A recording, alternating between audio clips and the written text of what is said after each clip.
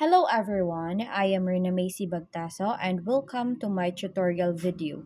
So today, I'm going to teach you or tuturuan ko kayo kung paano gamitin ang Google Classroom. Bakit nga ba mahalaga ang Google Classroom? Malaga ito dahil pinapahusay nito ang pagtuturo at pagkatuto sa pamamagitan ng pagbibigay ng sentralisadong plataporma para sa pamamahala ng mga takdang aralin, komunikasyon at kolaborasyon sa pagitan ng mga guro at mag-aaral. Nagbibigay din ito sa tuloy-tuloy na pag-access sa mga materyales sa pag-aaral at nagpapadali sa isang mas organisado at mahusay na kapaligiran sa pag-aaral, lalo na sa mga setting na blended o distance learning. So ngayon, atin ang simulan ang tutorial. So, wala akong Google Classroom app. Kung wala kang Google Classroom app, isa-search mo lang dito ang Google Classroom. Yan. Tapos, may lalabas. Ito, sign in Google account. Hintayin lang natin. Okay, so ito ang laman ng isang Google Classroom. Dito, may home, calendar, enrolled, archive classes, and then the settings. So, makita natin dito sa home, may isang subject ako na pinasukan. Kaya dito siya makikita sa home, calendar. Dito natin makikita ang kung anong petsa ngayon. At dito sa enrolled, may nakalagay dito na to do. Yan, may assign, may nakita tayong assign. Diyan nakalagay yung mga gagawin natin, yung mga assignment, kung ano ang ating kailangan tapusin. Tapos, dito naman ay missing. Dito malalagay yung mga assignment na hindi natin natapos. Dito siya makalagay sa missing at makikita natin dito kung ano ang mga assignment na hindi natin nasagutan. At dito naman sa done, dito mapupunta ang mga natapos na nating mga assignment. At dito, ito yung subject na na-enroll ko, isang subject. Ito ay stream. Ito yung stream na ginamit ng aming guro. Dito may classwork na nakalagay. Dito sa classwork natin makikita ang mga gagawin natin or mga assignment. Sa people naman, dito natin makikita kung sino ang mga classmate natin na naka-enroll sa subject na yon. At dito ang pangalan ng ating teacher and then classmate naman dito sa ibaba. Next naman dito sa archive classes, dito yung mga sinauna or noon na napasukan ko noon ng mga subject. Dito siya nakalagay. And ito sa settings. Wait lang natin.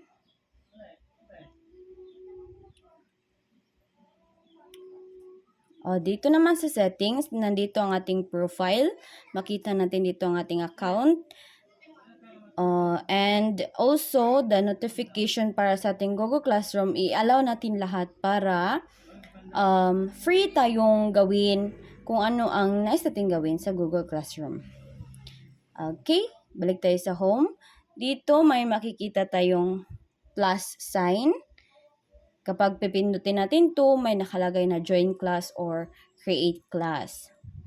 Join class kapag papasok ka sa klase. Kapag may binigay sa iyo ang iyong guro na code, dito mo i-join.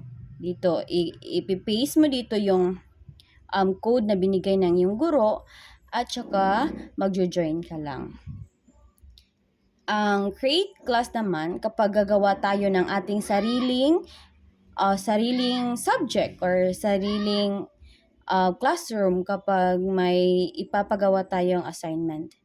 Dito naman, dito nakalagay, may mga iba't ibang apps dito na pwede nating gawin. Ito may Google Drive, Gmail, YouTube, Gemini Maps, search. Pwede tayong pwede tayong manood dito, may videos at iba pa.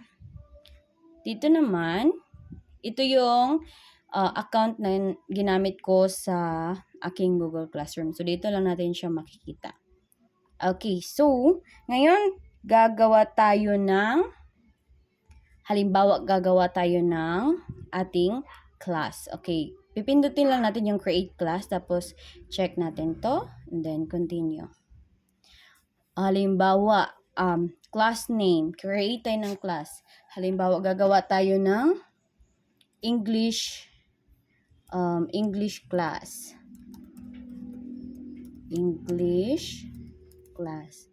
Tapos, section namin is section A, halimbawa lang. Section A, subject is English.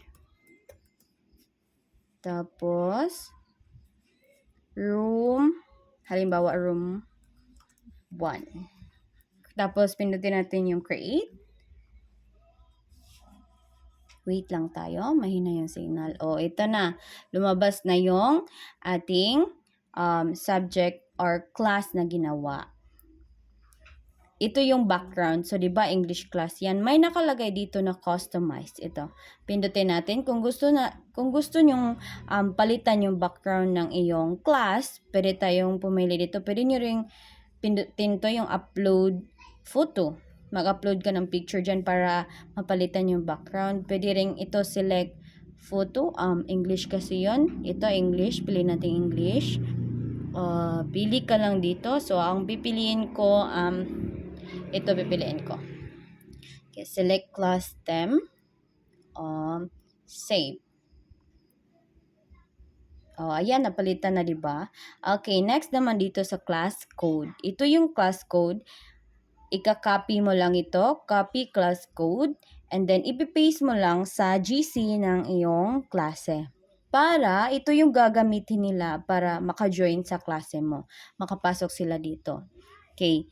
Next, gagawa tayo ng announcement. So, ito, pindutin natin new announcement. Gawa tayo dito ng for all students to all students. Announce natin nga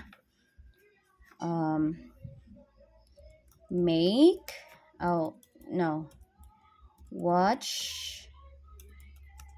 the video and make a reflection. Yan.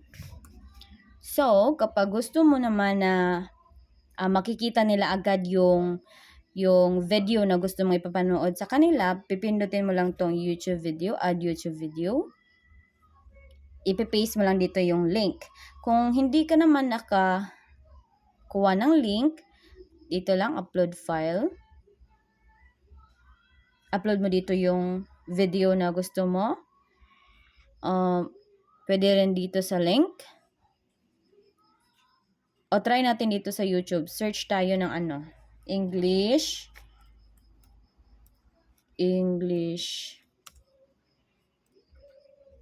verb sentence. Halimbawa ganito. Ito lang, ito. Pili natin to. Then, add video. Ito na. Kapag na-post natin yan, na-post na.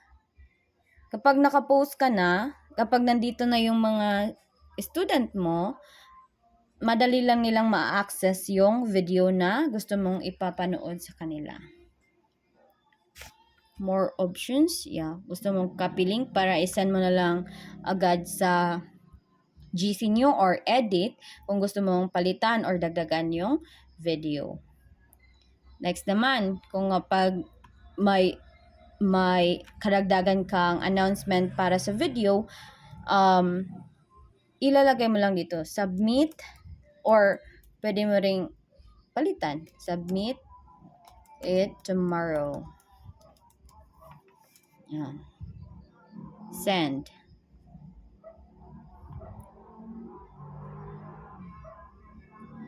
Ganyan lang. Tapos,